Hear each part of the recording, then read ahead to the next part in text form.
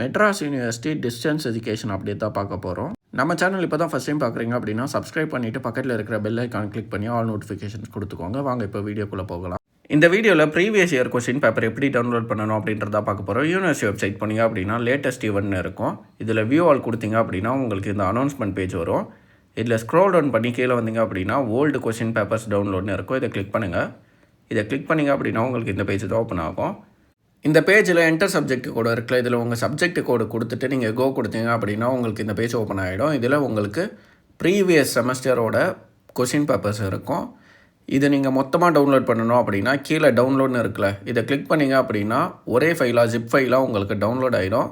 இல்லை உங்களுக்கு தனித்தனியாக தான் வேணும், செமஸ்டர் வைஸ் வேணும், இல்லை ஒரு சில செமஸ்டர் மட்டும் தான் வேணும் அப்படின்னா இங்கே ரைட் சைடில் இந்த பிடிஎஃப் சிம்பிள் இருக்குல்ல, இதை நீங்கள் கிளிக் பண்ணிங்க அப்படின்னா உங்களுக்கு ஒரு பிடிஎஃபாக டவுன்லோட் ஆகும். உங்களுக்கு எதெல்லாம் வேணுமோ அதை மட்டுமே நீங்கள் டவுன்லோட் பண்ணிக்கலாம்.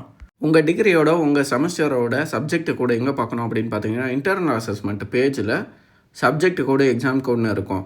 இதில் எக்ஸாம் கோடுன்னு இருக்குல்ல, இதை எடுத்து தான் நீங்கள் ப்ரீவியஸ் இயர் கொஸ்டின் பேப்பர் டவுன்லோடில் நீங்கள் சப்ஜெக்ட் கோடாக கொடுக்கணும்.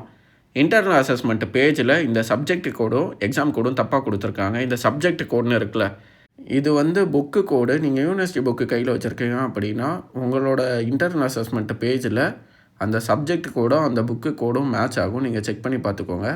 இந்த எக்ஸாம் கோடுன்னு கொடுத்துருக்காங்களே, இந்த எக்ஸாம் கோடு தான் சப்ஜெக்ட் கோடு.